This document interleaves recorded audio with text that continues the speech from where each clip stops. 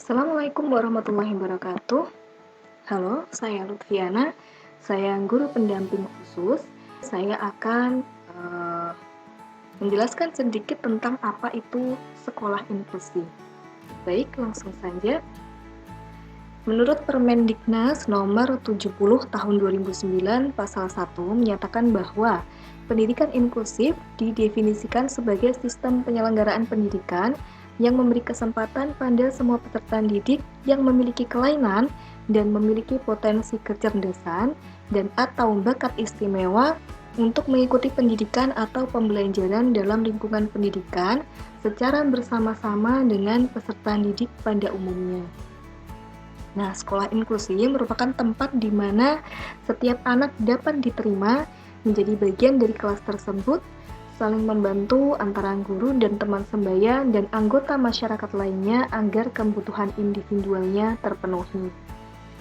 Menurut Irda Murni dan Rahmiati menegaskan bahwa pendidikan inklusif menghargai keberagaman, tidak diskriminatif terhadap anak, serta menghormati bahwa semua orang adalah bagian dari sesuatu yang berharga dalam kebersamaan di masyarakat. Melalui pendidikan inklusif, anak berkebutuhan khusus dididik bersama-sama dengan anak lainnya atau anak normal lainnya untuk mengoptimalkan potensi yang dimilikinya. Hal ini dilandasi oleh kenyataan bahwa di dalam masyarakat terdapat anak normal dan anak berkelainan yang tidak dapat dipisahkan sebagai suatu komunitas. Pendidikan inklusif ini merupakan perkembangan terkini dari model pendidikan bagi anak berkebutuhan khusus yang secara formal ditegaskan oleh dalam pernyataan Salamanca tahun 1994 pada Konferensi Dunia tentang Pendidikan Berkelainan, bahwa prinsip mendasar dari pendidikan inklusif adalah selama memungkinkan semua anak seyogyanya belajar bersama-sama tanpa memandang kesulitan ataupun perbedaan yang mungkin ada pada mereka. Nah, pendidikan inklusif hanya merupakan salah satu model penyelenggaraan pendidikan bagi anak berkebutuhan khusus. Ada model yang lain, diantaranya adalah sekolah segregasi dan pendidikan terpadu. Oke, sedikit tentang pendidikan segregasi. Apa itu pendidikan segregasi? Pendidikan segregasi adalah sekolah yang memisahkan anak berkebutuhan khusus dari sistem persekolahan reguler. Model pendidikan khusus tertua adalah model segregasi ini yang menempatkan anak berkelainan di sekolah sekolah-sekolah khusus terpisah dari teman sebayanya. Di Indonesia sendiri, bentuk sekolah segregasi ini berupa satuan pendidikan khusus atau sekolah luar biasa sesuai dengan jenis kelainan peserta didik seperti SLBA untuk anak-anak tunanetra, SLBB untuk anak-anak tunarungu, SLBC untuk anak tunagrahita, SLBD untuk anak-anak tunadaksa, dan SLBE untuk anak-anak tunalaras, dan lain-lain. Nah, dari segi pengelolaan, model segregasi ini memang menguntungkan karena mudah bagi guru dan administrator. Namun demikian, dari sudut pandang peserta didik atau murid, model segregasi ini bisa dibilang merugikan. Disebutkan oleh Reynolds dan Birch antara lain bahwa model segregatif tidak menjamin kesempatan anak berkebutuhan khusus mengembangkan potensi secara optimal karena kurikulum dirancang berbeda dengan kurikulum sekolah biasa. Sebagai satuan pendidikan khusus, maka sistem pendidikan yang digunakan terpisah sama sekali dari sistem pendidikan di sekolah reguler, baik itu kurikulumnya, tenaga pendidik dan kependidikan, sarana prasarana, sampai pada sistem pembelajaran dan evaluasinya. Nah, kelemahan dari sekolah segregasi ini antara lain adalah di aspek perkembangan emosi dan sosial anak yang kurang luas karena lingkungan pergaulannya terbatas, hanya di SLB saja. Kemudian kita lanjut tentang apa itu pendidikan terpadu. Nah, pendidikan terpadu itu adalah sekolah yang memberikan kesempatan kepada peserta didik berkebutuhan khusus untuk mengikuti pendidikan di sekolah. Nah, sekolah memberi kesempatan kepada peserta didik berkebutuhan khusus untuk mengikuti pendidikan di sekolah reguler tanpa adanya perlakuan khusus yang disesuaikan dengan kebutuhan individual anak. Nah, sekolah tetap menggunakan kurikulum, sarana prasarana, tenaga pendidik dan kependidikan, serta sistem pembelajaran reguler untuk semua peserta didik. Jika ada peserta didik tertentu yang mengalami kesulitan dalam mengikuti pendidikan, maka konsekuensinya peserta didik itu sendiri yang harus menyesuaikan dengan sistem yang dituntut di sekolah reguler.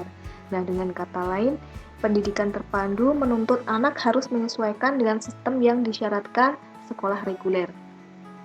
Kelemahan dari pendidikan melalui sekolah terpadu ini antara lain adalah anak berkebutuhan khusus tidak mendapat pelayanan sesuai dengan kebutuhan individual anak. Sedangkan keuntungannya adalah anak berkebutuhan khusus dapat bergaul di lingkungan sosial yang luas dan wajar.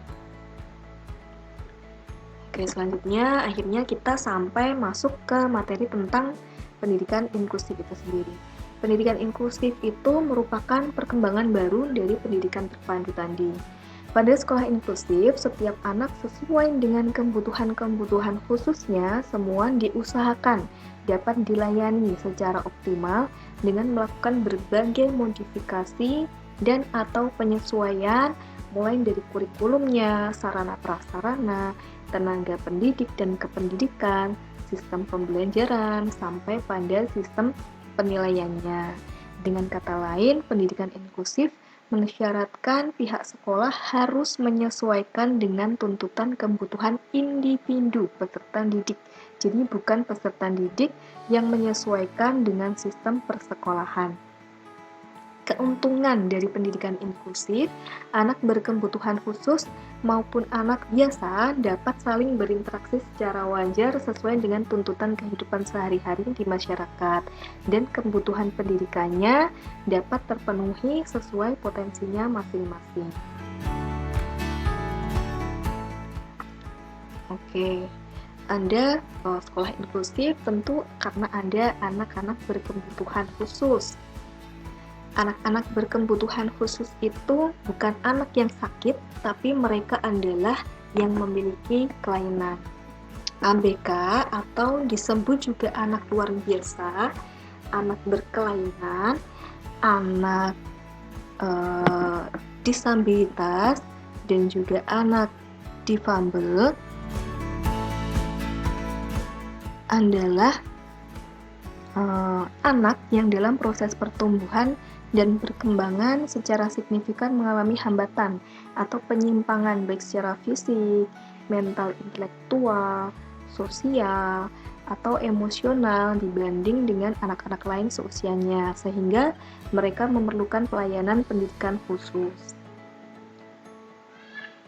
Nah, berikut adalah kelompok-kelompok untuk anak-anak berkebutuhan khusus. Jadi, anak-anak berkebutuhan khusus ini dibagi jadi pertama adalah anak tunanetra, yaitu yang memiliki kelainan pada penglihatannya.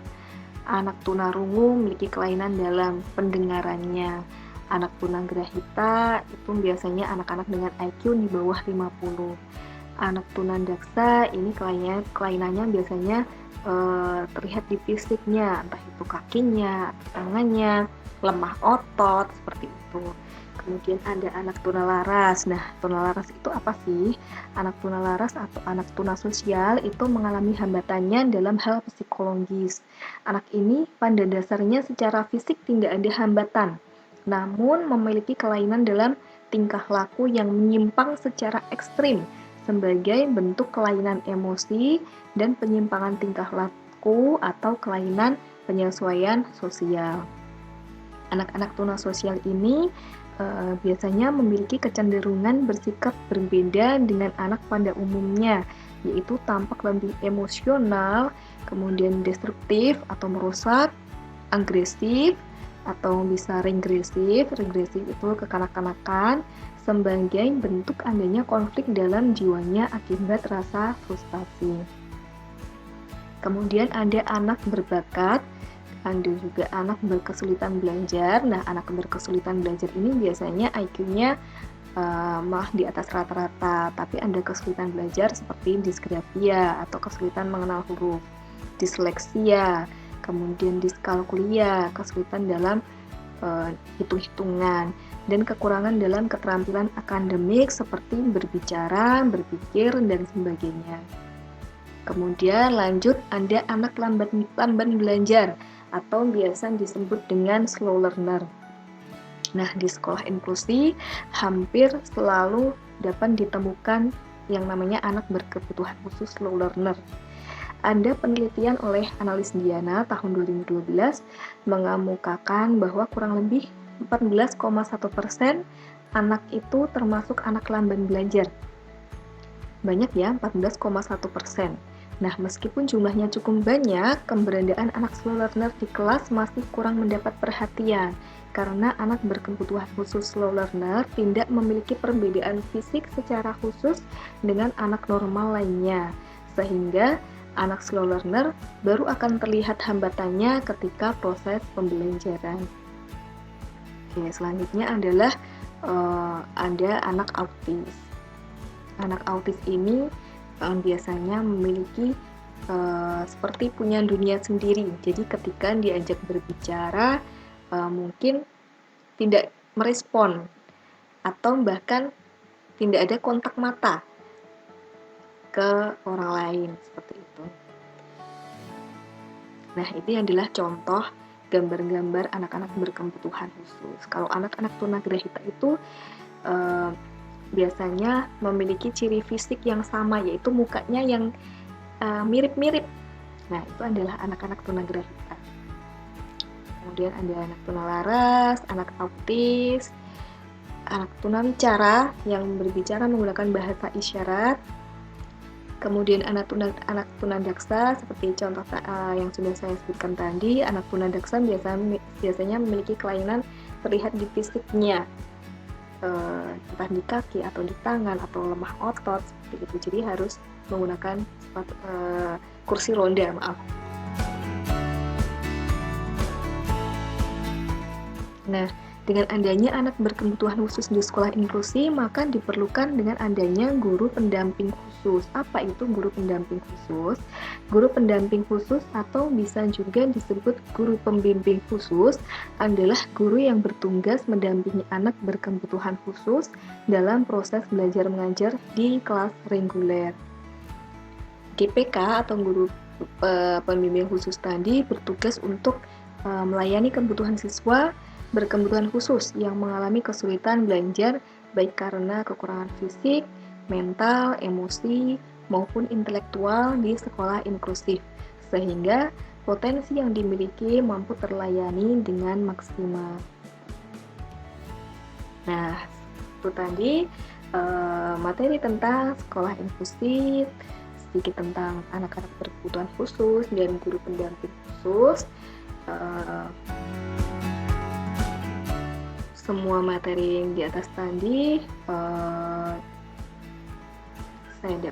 bisa dilihat di buku ini, Pendidikan Inklusif, Solusi dalam Mendidik Anak Berkebutuhan Khusus oleh Dr. Indah Murni dan Pendidikan Anak Berkebutuhan Khusus oleh Sultan. Baik, terima kasih atas perhatiannya. Sekian materi dari saya. Untuk lebih jelasnya tentang materi tadi bisa menghubungi saya melalui WA atau email yang tertera berikut ini. Sekali lagi terima kasih atas perhatiannya. Saya tutup. Mohon maaf atas kurang dan lebihnya. Saya tutup. Wassalamualaikum warahmatullahi wabarakatuh.